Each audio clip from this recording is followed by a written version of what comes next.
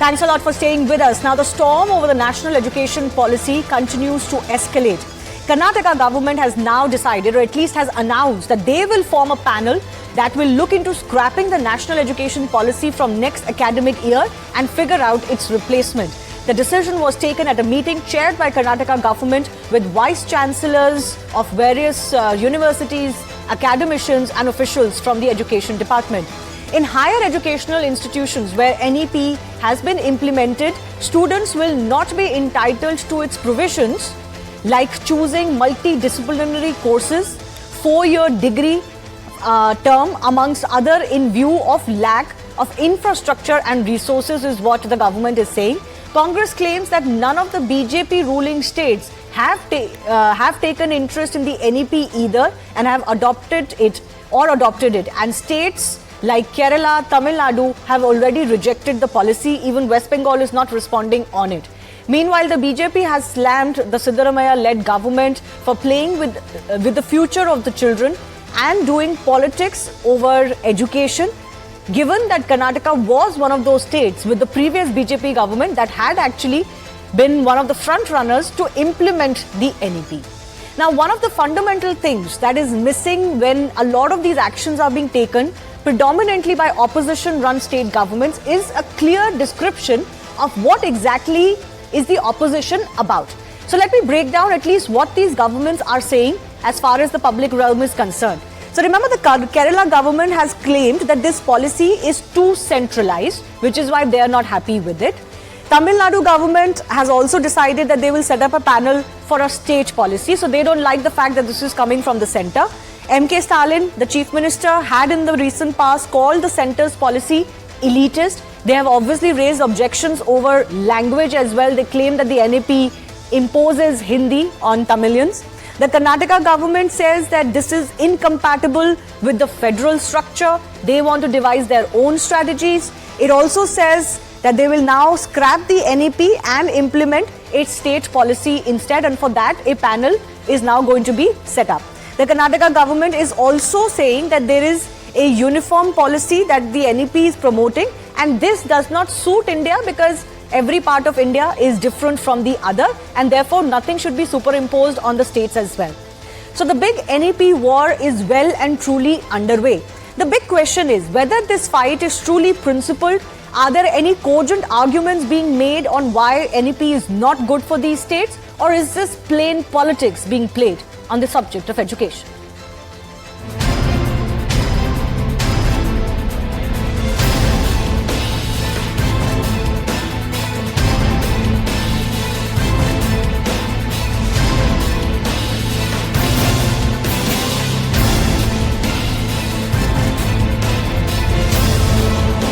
We have decided we are going to scrap the national education policy which has been adopted by the BJP government. From next year, we are coming out with the new Karnataka education policy.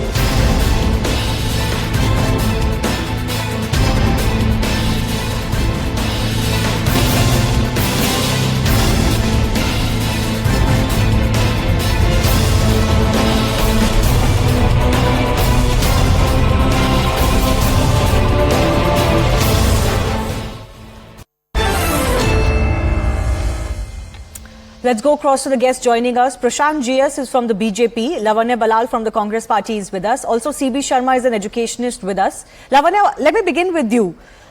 It's almost as if that because this policy has been announced and has been presented by the Narendra Modi government at the centre, that is why Congress ruled or opposition ruled states are just not willing to accept it, even though we're not quite understanding what the opposition to this policy is. When you say that this is not that this is incompatible with the federal structure, what exactly are you referring to?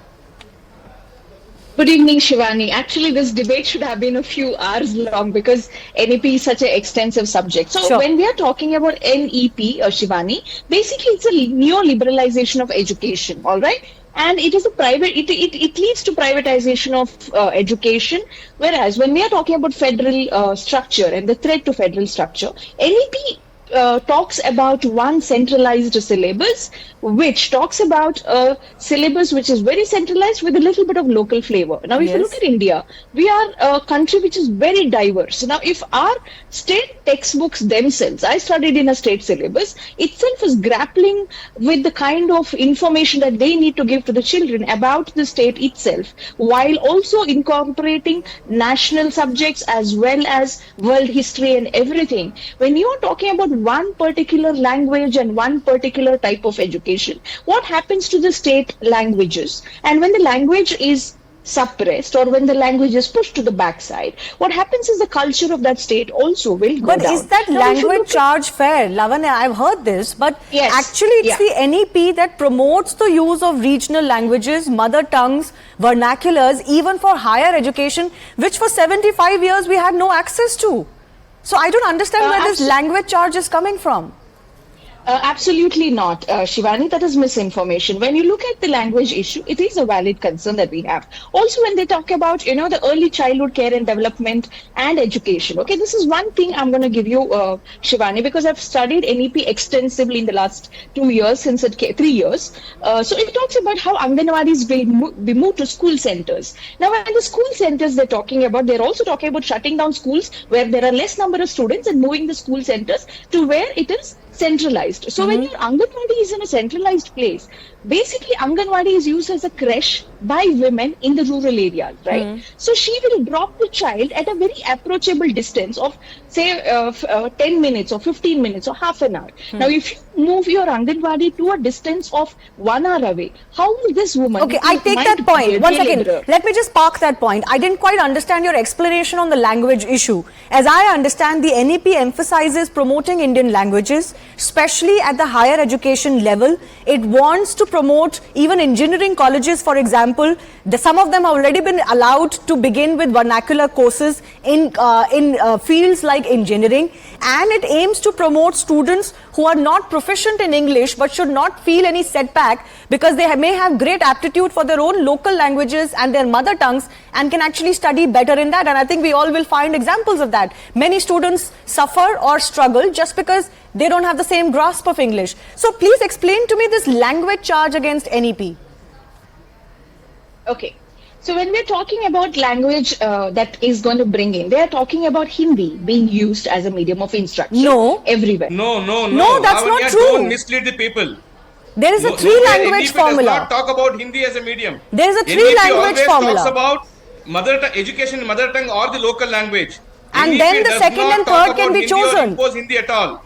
No, this is a problem. Once again, Mr. Prashanth, I'll give you an opportunity to respond in detail. But Lavanya, this is a problem. The NEP does not impose Hindi.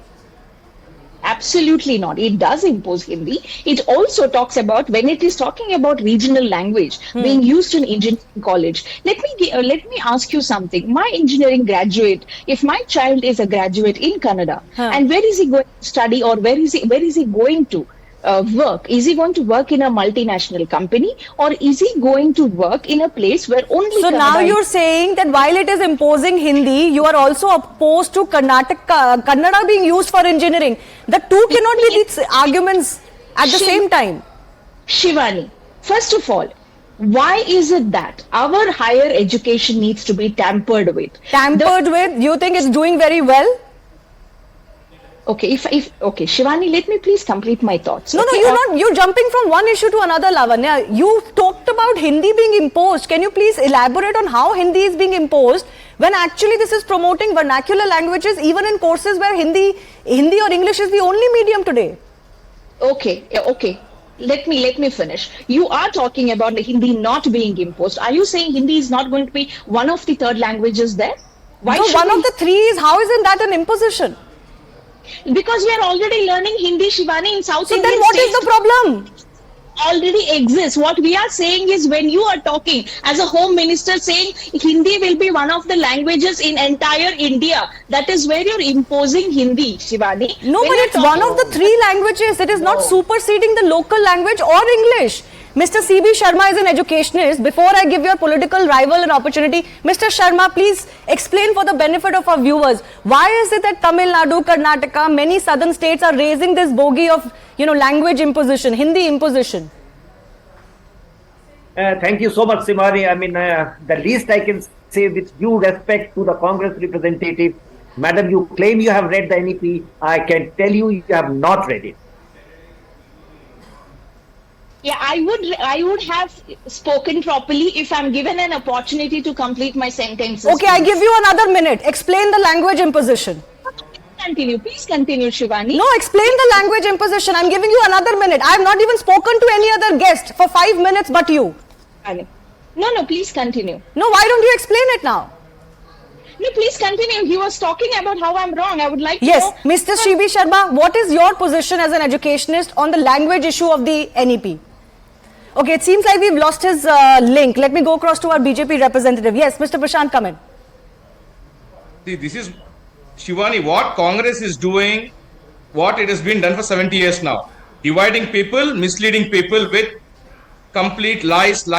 Because look at how Congress started now saying it is imposition of Hindi. Whereas in NEP, the emphasis is on learning in mother tongue language and the local language. And to rebut what Lavanya was talking about learning in Karnataka, I have also studied in a state syllabus school in Karnataka. I have studied Sanskrit as my first language, and I had Kannada, and I also had English. There was no Hindi imposition at all. In fact, the first language was Sanskrit in a state syllabus school. So therefore, Lavanya need not mislead people here saying somebody in Karnataka through NEP is imposing Hindi at all. Okay. It is completely wrong and completely against the facts of NEP at all. But the second point she raised was that the states also have certain curriculum to take care of. This is too centralized. This is also a charge coming from many opposition rule states. How do you respond to that? Shivani, when you look Shivani, at can I answer?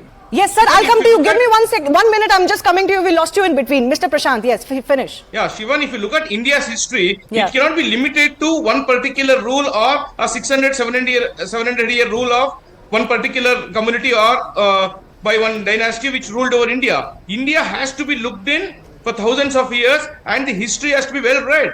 So therefore, when you're talking about religion, customs, traditions of India, all the students of India in the country need to be aware of what India was for past many years. And therefore, the emphasis should be on education which is inclusive, which teaches them what happened. But every state must also have some leeway, which exists today, Definitely. to have some See, deviations.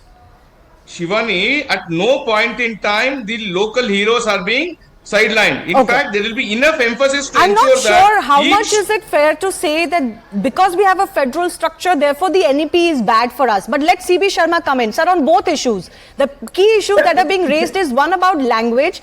You said that Lavanya was wrong. She's awaiting a more detailed response from you. And the second, how do you look at the opposition to the NEP? Is it good or bad for us? Sir.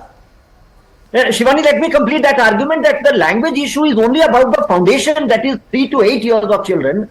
And we had said that foundation education will be given in all mother tongues. Yes. Because when we started working on it in 2015, there were about 2 crore children out of school because of the language issue. I won't go into detail of it, but let me then say that we have given only option of choosing any subject. The subjects were very watertight. There is no issue of any state there. You teach your children in Kannada, you teach your children in English or Hindi or whatever. That's your prerogative, and central government does not interfere. In fact, that is my complaint from the government to the government, that the government has not regulated the school education well. Let me go to higher education. Higher education, why is the minister or anybody complaining from Karnataka or any state for that matter? The University Grants Commission is the supreme authority. No minister can interfere in it.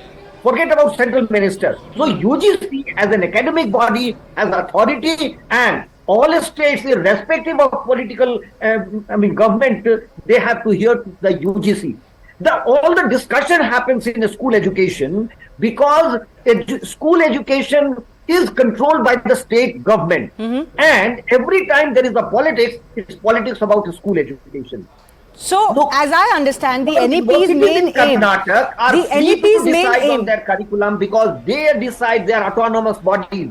There is not a single autonomous body in school education. There is not a single statutory regulatory body. And that is why we academics who are working in school education keep demanding that there should be a parallel body like a school education commission outside the government, outside the political interference, like the University Grants Commission. So, Madam, Ms. Ballal, you are completely, ignorant about the process of deciding on curriculum and implementation. The first time any interference came into education and curriculum was when Arjun Singh retracted from the National Curriculum Framework of 2000. Why did the Congress government in 2005 do away with the National Curriculum Framework decided by the NCRT and frame a new National Curriculum Framework? Okay, is it fair not enough. the National Curriculum?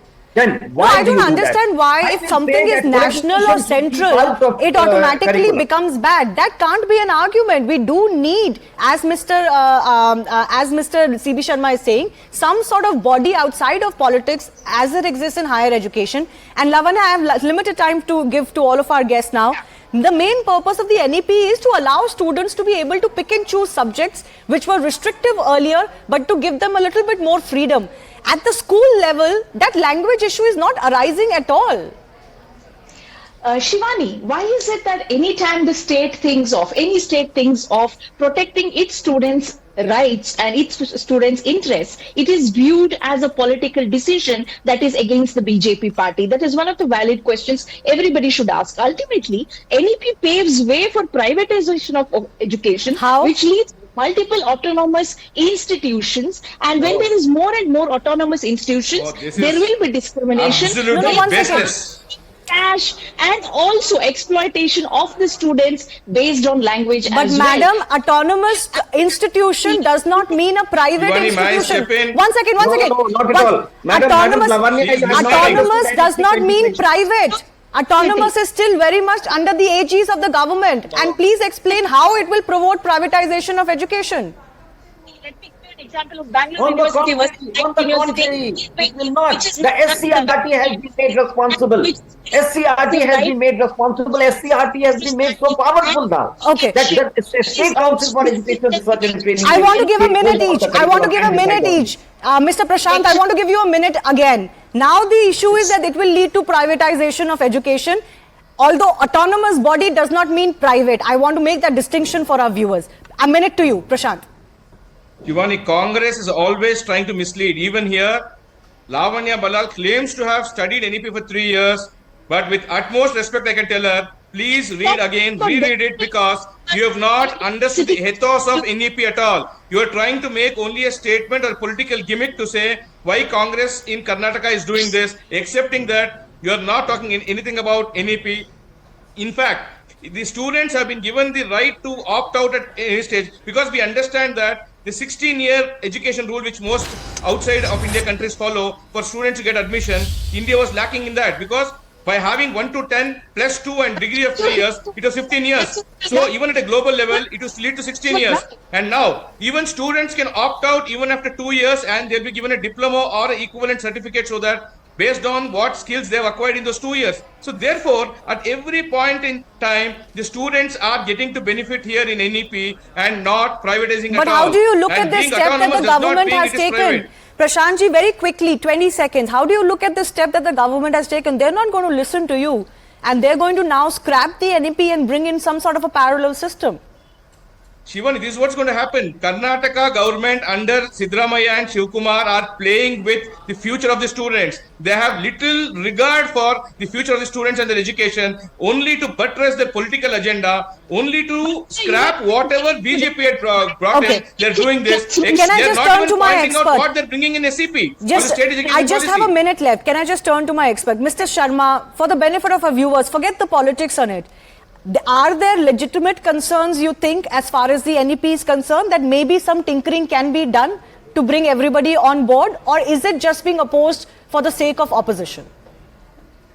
Shivani, what I will say is that this policy is all-encompassing. I will only like to remind Lavanya ma'am that go and read Gandhi's Basic Education of 1937. The whole language policy has been copied from Gandhi's Basic Education.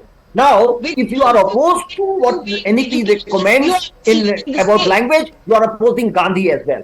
What I would like to summarize, because Yes. it can become a long debate, that all the good recommendations of the past have been brought in here, and there is nothing new in this policy. Okay, I have to leave it at that. It's not new. All of the collation of the good recommendations in the past have come together. But is it just being opposed for the sake of politics? That debate will continue. I thank our guests.